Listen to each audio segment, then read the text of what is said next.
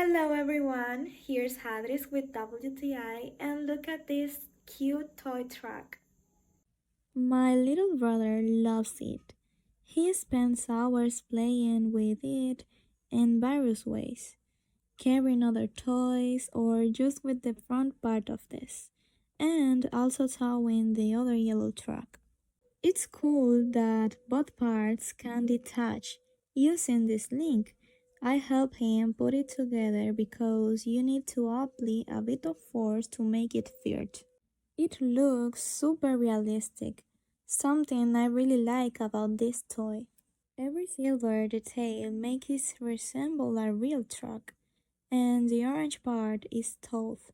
It will be very hard to break, so that's a good point. The other yellow truck also has realistic details and is flexible for loading things or playing with sand. I think his favorite part is transporting animals back and forth. He loves doing that. And that's my point of view.